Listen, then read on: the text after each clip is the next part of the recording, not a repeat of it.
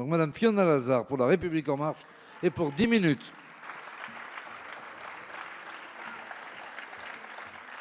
Monsieur le Président, Monsieur le Premier ministre, Mesdames et Messieurs les ministres, mes chers collègues, la colère qui s'exprime depuis plusieurs semaines vient de loin. Il faut l'entendre et surtout, il faut y répondre. Des Français ont le sentiment d'être au pied du mur. Ils n'arrivent pas à boucler les fins de mois.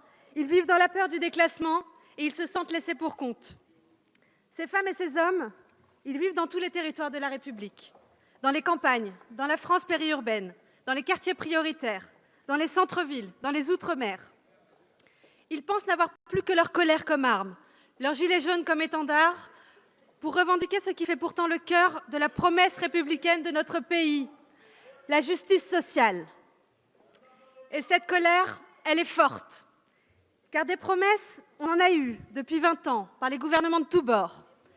C'était déjà la fracture sociale dénoncée par Jacques Chirac en 1995. C'est Nicolas Sarkozy qui invoque Jean Jaurès en 2007. C'est la bataille contre les dérives de la finance promise par François Hollande en 2012. Pourtant, aujourd'hui, les Français ont le sentiment que leurs difficultés sont toujours bien là. Ils éprouvent toujours le même sentiment d'injustice, ce sentiment indicible qui fait que lorsqu'on est né dans certaines familles, dans certains territoires, on se sent d'avance condamné à l'échec. Cette résignation, nous ne l'acceptons pas. C'est l'échec de politiques menées depuis plus de 20 ans et la responsabilité aujourd'hui de celles et ceux qui ont la charge de construire les politiques de demain.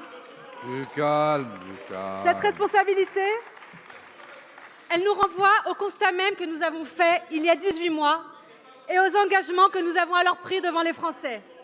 Faire que le travail paye mieux dans notre pays. Lutter contre les inégalités de destin.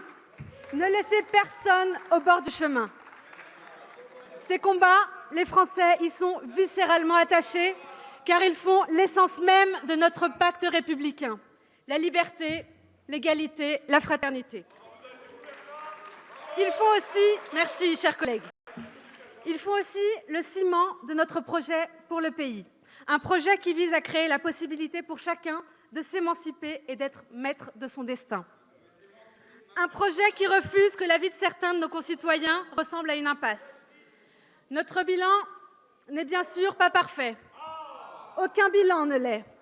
C'est pourquoi il faudra encore et toujours renforcer notre exigence, notre capacité d'écoute et notre détermination à mobiliser plus largement.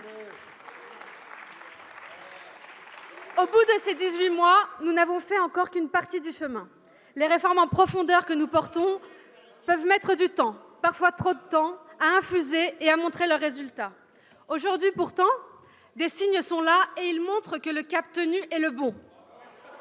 Notre industrie, elle crée à nouveau de l'emploi. C'est une première depuis 16 ans. Le travail commence à coûter moins cher et à mieux payer. Le niveau des investissements étrangers dans notre pays est à son plus haut niveau depuis 10 ans. Ce sont là des conquêtes importantes. Mais il ne faut pas s'en enorgueillir et je le dis donc avec beaucoup d'humilité. Car j'entends nos concitoyens qui aujourd'hui nous disent « Vous transformez l'économie, mais qu'est-ce qui change concrètement pour moi ? J'ai toujours du mal à payer mes factures, j'ai toujours du mal à rembourser mes emprunts. Comment payer mes cadeaux de Noël ?»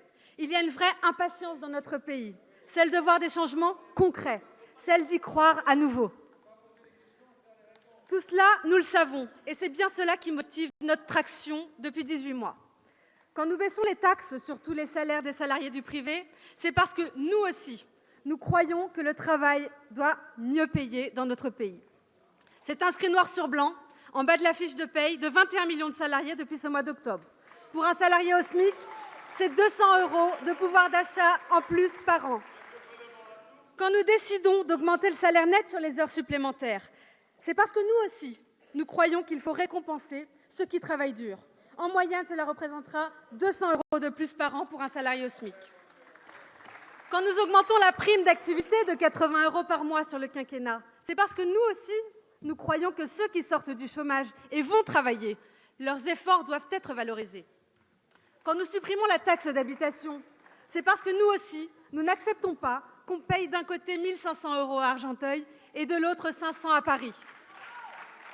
Quand nous dédoublons les classes de CP et CE1 dans les quartiers prioritaires, c'est parce que nous aussi, ça nous révolte que des enfants aient moins de chances de réussir que d'autres, tout simplement parce qu'ils sont nés dans un quartier plutôt qu'un autre.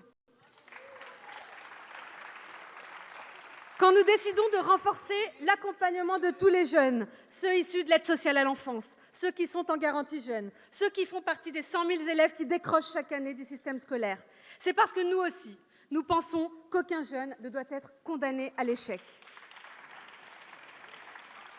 Quand nous augmentons de 30 % les aides de garde pour les familles monoparentales, c'est parce que nous aussi, nous savons qu'être une maman seule, c'est cumuler les difficultés financières et professionnelles. Quand nous investissons 400 millions d'euros par an dans la réforme de l'hôpital, quand nous supprimons le numerus clausus pour les médecins, c'est parce que nous aussi, nous rageons qu'il y ait encore des endroits dans notre pays où il est encore impossible d'avoir accès à un médecin. Quand nous proposons de regrouper et d'automatiser les aides sociales, c'est parce que nous aussi, nous nous révoltons lorsque nous constatons que de nombreux Français n'ont pas recours aux aides auxquelles ils ont pourtant droit. Un Français sur 3 qui a le droit au RSA ne le demande pas parce que c'est stigmatisant ou parce qu'ils ne connaissent pas leurs droits. L'accès de chacun à ses droits est une de nos priorités. Aujourd'hui, certains soufflent sur les braises de la discorde, veulent alimenter ce sentiment d'injustice en jouant aux pompiers pyromanes. Moi, je veux croire davantage dans la capacité des élus de la République, quelle que soit leur affiliation partisane, à travailler à des solutions. Car l'heure est maintenant à l'apaisement, au dialogue.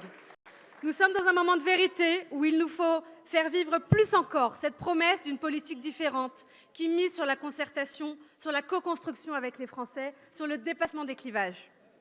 La grande concertation voulue par le Président de la République et annoncée et animée par le Premier ministre en est l'occasion. Et nous allons nous y impliquer avec tous les acteurs des territoires, sans considération politique.